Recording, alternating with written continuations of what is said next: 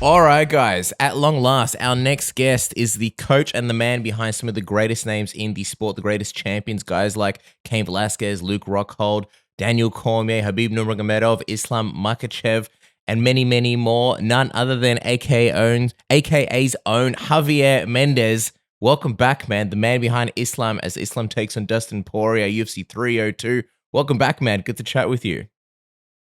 Thanks, guys. It's been a while. It has. How many times have we been times? Yeah. But because of not Half's fault, but because of the different parts of the world that you're in, it's not always easy to connect. So we appreciate you trying again and coming on with us, man. You're back in the US. You guys are weeks away from this fight, UFC 302. We want to talk about that. But before we do, I want to go back to when I first kind of put some of these interview questions together, Harv, because we still really want to know. It kind of happened now. It's a little bit in the past. But what was your reaction seeing Max Holloway beating Justin Gaethje like that? Because it was one of those weird situations, right? Like Islam even said, like Justin Gaethje could have potentially had the title shot.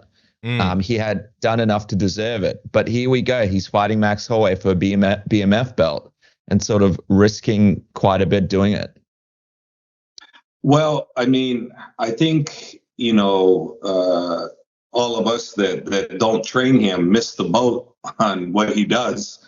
And some of us that really pay attention to what he does are realizing the guy ain't going to change. He's never really wrestled in any one of his fights. And he wasn't going to utilize his wrestling. So I didn't realize that he would go against Max just striking. And I was like, wow.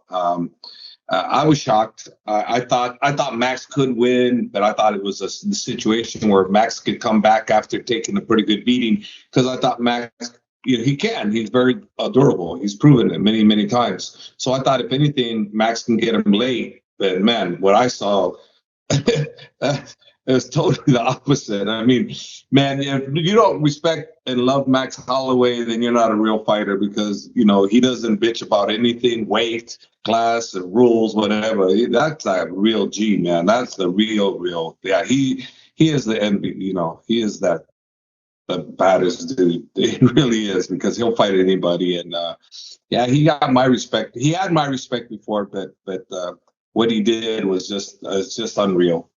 I think a lot of people thought it would be like a very tall mountain for Max to climb just to beat Justin Gaethje, especially given how his first foray at lightweight in the UFC went against Dustin Poirier years ago for the interim belt. So people thought, man, if he's going to win, I don't know if it's going to be... I don't think anybody predicted such a spectacular knockout. After seeing that, and also, I think not too many people were looking at Max as like a potential challenger for Islam Makhachev, let alone. But after seeing the way he beat, one of the perennial contenders at lightweight at 155, how have your thoughts sort of changed in the way that you view Max like as a potential challenger for Islam? Well, for me, I mean, it really comes down to strategy and game plan, and that's like what I alluded to. Is Justin Gaethje doesn't use his wrestling. Islam Makhachev is not going to go and stand with Max the whole 5 rounds. He's going to take him down, and he's going to work him on the ground. Max gets up, he's going to take him down again. He's going to beat him on the stand-up, beat him on the ground. So it'll be a grueling situation for Max, not as much for Islam, because Max doesn't really have great wrestling defense, nor does he care to have it. So I don't look at him as a huge threat, though he's proven us wrong. So he could very well prove us wrong, and the fans may want to see it. So if the fans want to see it, Islam wants to fight, UFC offers it, there it is. There's the next one. But, right now, we have to focus on a very, very dangerous Dustin. We can't ignore him whatsoever, because once we do that, then, how many times have so many coaches or fighters, went on to the next one before getting the job done, and all of a sudden they have no next one because they didn't get the job done, and they need to focus their energy on the person that they need to respect the most. And for us right now, it's Dustin. Exactly. And before we go on to Dustin, I was going to say also with Max, is it kind of a matter where like timing is everything, where like there are some guys that just come up in the divisions and for a long time you're like, man, I can't wait till that person finally fights the champion. Whereas I think with Max, it's almost like if if you're going to do the 155 title shot, it would have to be somewhere around about now, because by the time of this Dustin fight rolls around, which is actually, around the corner, but it's like if you're going to slot Max there, and there's also a debate of like maybe you slot him in at the 145-pound title shot, but if you're going to do him versus Islam, now's the time while the stock is high, because by the time you risk maybe other lightweight fights for Max and other things, I feel like that cools off, if that makes sense. 100% that makes sense, and 100% I agree with you. And should we be victorious, which I'm expecting to be victorious June 1st, and if Max is in the agenda for the UFC, then that's who we fight next, or if he's going to fight, the featherweight champ, then that's who Max gets. But Max, in my opinion, and I think everybody else's opinion, has earned the right to fight for a title, whether it be 155 or 145. I mean, I feel from his performance and his attitude and everything that he brings to the table, that he deserves to have his next fight be a title shot. That's what I think. And let's see what happens. Let's see what the UFC decides, because you and I, we can discuss everything we want to discuss and what we want to see, but the UFC has their business agenda, and they have to go according to what's going to fit for them.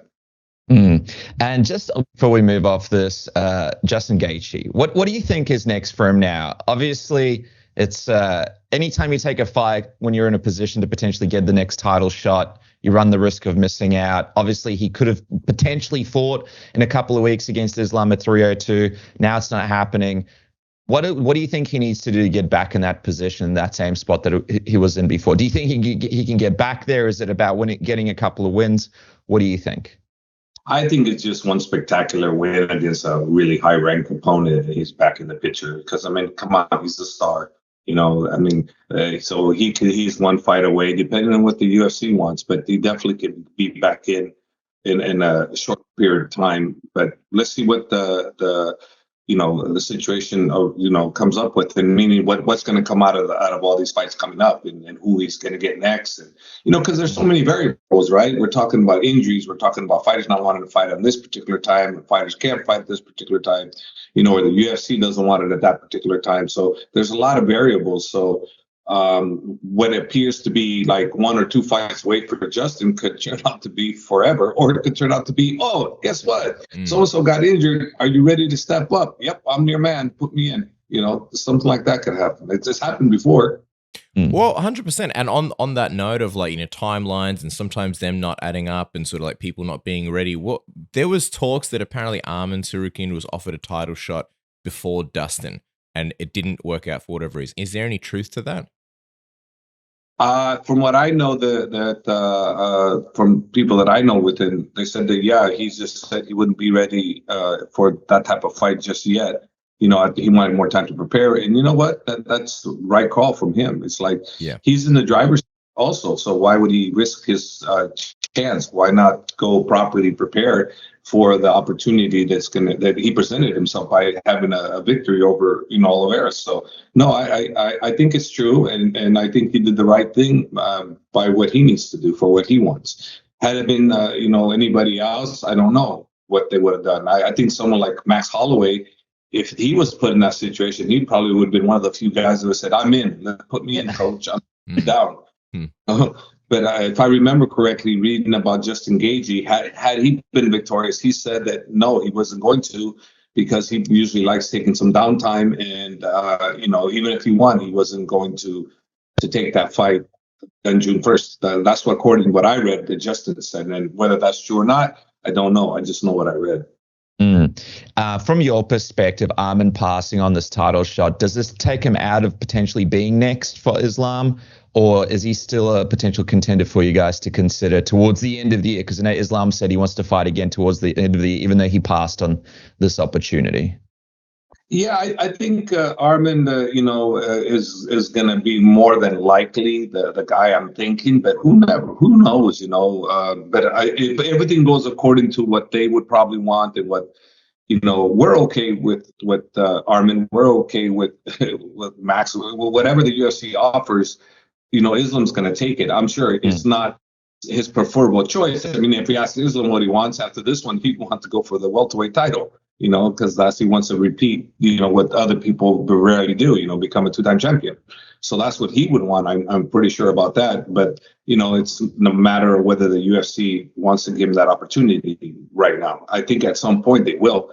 But will they want to give it to him after he defends against Dustin and we're victorious? Which what I'm expecting is that we will be victorious. I don't think any other way with my guys. I'm always going in with the mental attitude of positivity and that we win no matter what the outcome of how the fight plays out. We're gonna find a way to win, or we're gonna get an easy win, or either way we're gonna get a win. And I'm not saying easy because the training is never easy for someone at a high level like him.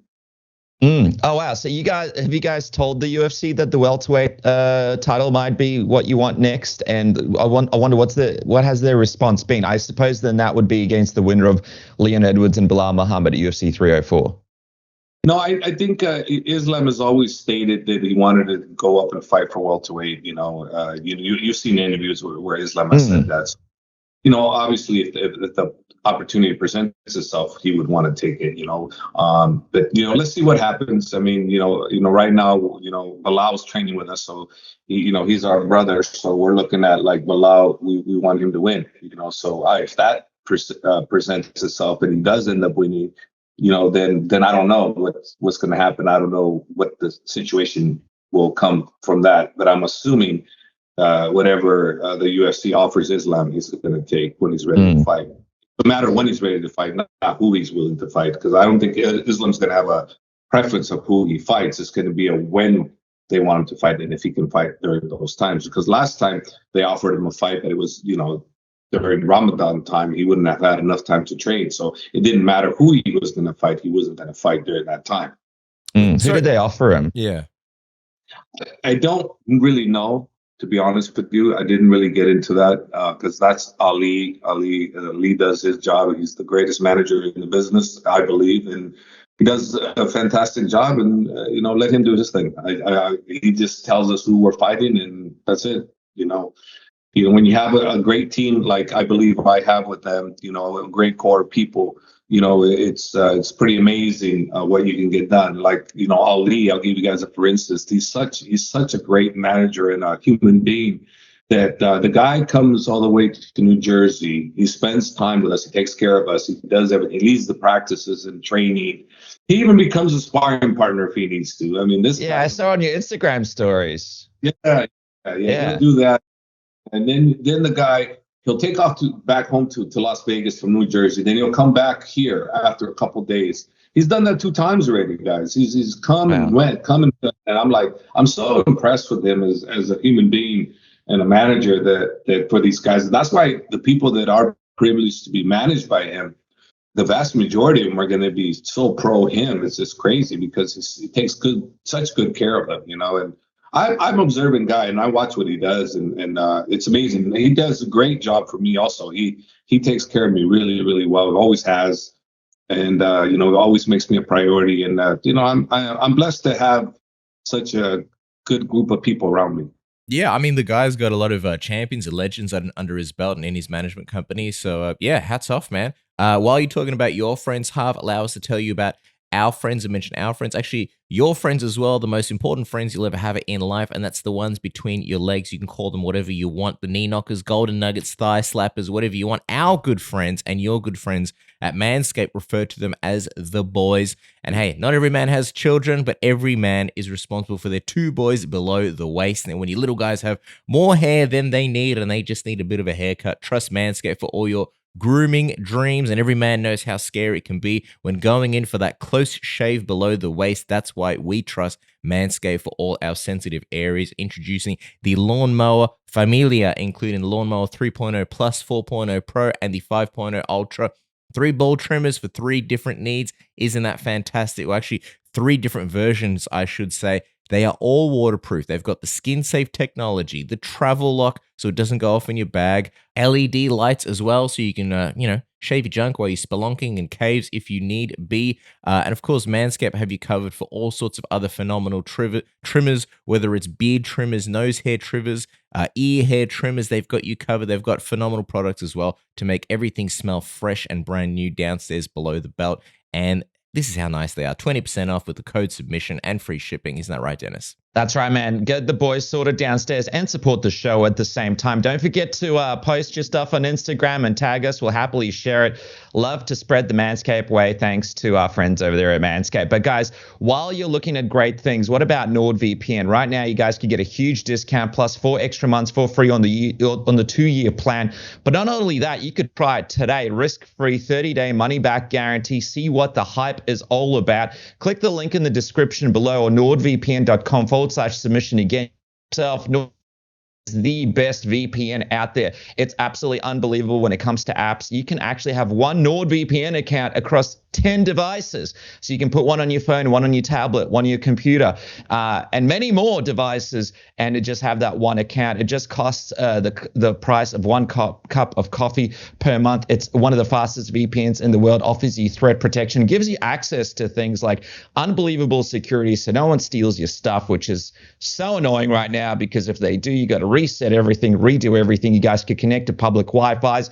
But also you guys can access content from all around the world. No more geo-blocking. Streaming services from all around the world. Cheaper prices for flights, hotels, products, you name it. NordVPN has you sorted for it. Again, just the price of a cup of coffee per month. Go to nordvpn.com/submission right now.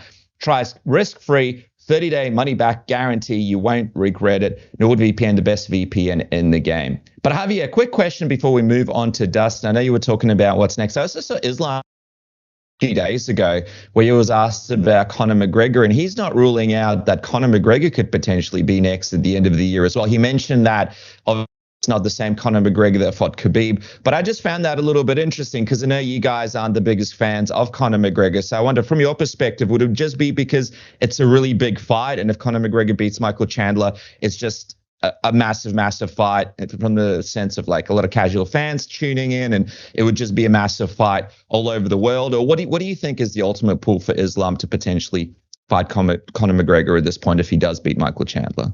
Massive fight, massive amount of money, and at the end of the day, when you're a champion, you're a prize fighter, right? We fight for the prize the money. So it's a massive fight for Islam, and it will bring up his stock tremendously. So yeah, definitely Conor brings that to the table, regardless of whether we like him or don't like him. He still brings a huge amount of audience to watch, and I personally don't like him because of what he says, and I'm still taking it personal that he said, COVID good, Father evil, and because too many of us suffered from COVID, and I just don't think that's something that anybody has the right to make fun of. That's just my personal opinion. I understand the perspective of like massive payday, and I think every fighter should aspire to that. There's also a huge part of me that would be curious, like what the build up would be, if it would be similar at all to the Khabib build up, and just it's quite a fascinating one. You go.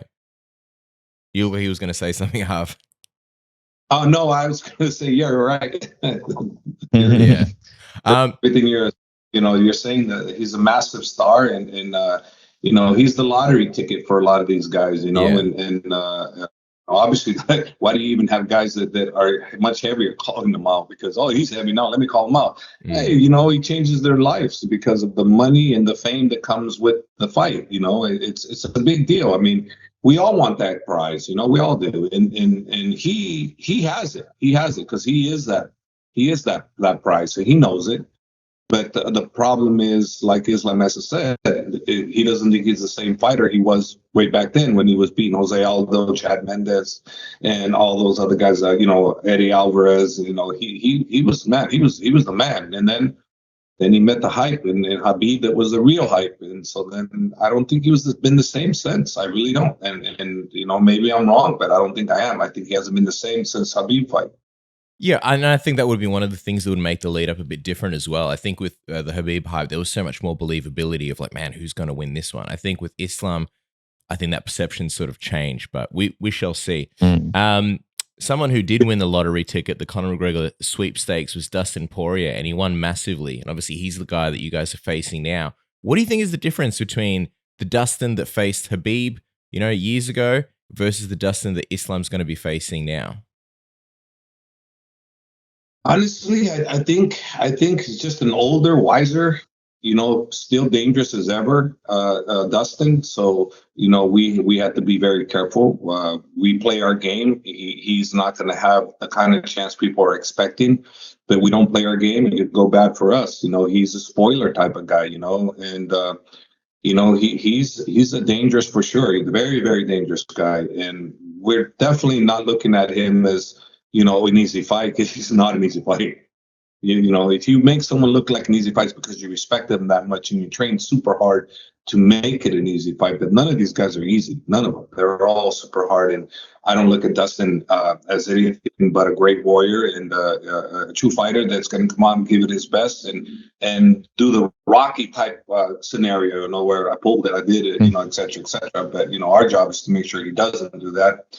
And I believe that's what's going to happen is we're not going to allow him to pull the Rocky boat, the Rocky, whatever you want to call it. That's our job. That's our coach's job. Habib, myself, Magomed, and Saif Sapula, his coaches. That's our responsibility to make sure that doesn't happen. Yeah, he had a little bit of a rocky moment even in his last fight, didn't he? Because anytime you let him back into a fight, he's going to come out, he's going to excel. He loves being in the middle of those battles and he loves being in the middle of those exchanges. And it's never safe against him if you get in there against him. I saw Islam sort of talk a little bit about the guillotine choke, how it could be Dustin's demise, and that he'll even give Dustin his neck in the fight. For him to have a crack at it. What do you think? Any truth to that? Or is he just messing around with Poirier a little bit before the fight, trying to get into his head? Listen, it could be a truth because, Habib and him, before Habib fought him, Habib and Islam practiced that in the back room before it happened because the whole idea is people don't understand that Habib gave Dustin that. He purposely gave it to him. So he can tire him out. And so I wouldn't be surprised if they do something like that. Islam does that because Habib did it. And it's well known. Islam's talked about it, and his father and I, when it happened, we just kind of looked at each other. We looked and we just put our hands like this, like, boy, like perfect game plan for Dustin to do something like that. Because we knew it wasn't going to happen, even though a lot of other people thought, it's close. No, it wasn't going to be close. Yeah, I was going to say, Javier, I know that, that could be a part of the special game plan. And I saw Islam also sort of alluded to that he's got something special cooking as well for Dustin Poirier 302. Any sort of hints or tips on what it could be? I know that he's always advancing his striking. I know he's always advancing his skills. Does he mean from the perspective of people are going to be impressed on what he's been working on? Or do you guys have something special in this game plan for Dustin that you're really sort of looking forward to presenting to the good people over there in New York? Well, the thing about Islam is that, what he's holding in store for him, it's something that he can obviously do because he's so well-rounded in every area that he wants to strike, he can strike. He wants to go to the ground, he can ground. He wants to go to the ground, he can go to the ground. So I don't know what exactly his plan is. And if I did, obviously I'm not going to tell you guys. So yeah, bottom line is Islam is going to be able to do whatever he feels he wants to do as long as he's mentally properly sharp in the mind and his body's 100% healthy at the present time.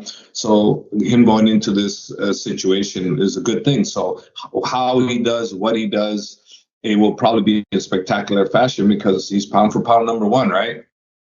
Oh yeah, 100%. And I was going to ask, as we sort of wrap, what is the prediction? How do you see Islam getting it done in Newark, New Jersey against Dustin? Well, it's like me. I've always, no matter what it is, I always tell you guys I like going 5 rounds because I don't like to be missing a beat. Like if I say, 1 round and all of a sudden we're going in the second round, my mind thinks, we're in the second round. I don't want to lose any thought process in the fight that's present in front of me because if you miss one little thing, it could cost you, your fighter, the fight. So I always like going 5-round decision and by us dominating. And I always like doing it that way. I don't really like, we're going to stop him in 1 round, 2 rounds. No. And I have respect for Dustin, the great fighter that he is and champion. Actually, I would like to say 5 rounds. Well, dude, I can't wait to see you guys back in action. Of course, there's going to be a huge fight, 302 Islam back in action against Dustin Poirier. But make sure to follow Javier Mendez on Instagram for his journeys through his training camps. Where in the world is Javier Mendez? Is a game I like to play frequently, where I go on your stories and see what you're doing. Always having great adventures, but of course, the greatest adventures of all are all the legends that you're helping mold and create and bring to the octagon. One of the best coaches to ever do it, Javier Mendez. Thank you so much for joining us on Submission Radio. We can't wait to see this next chapter, man, unfold in a couple of weeks and then see what's next. And we're hoping this 165 division happens in the UFC one day soon as well. Yeah, It seems nice. tailor-made for you guys.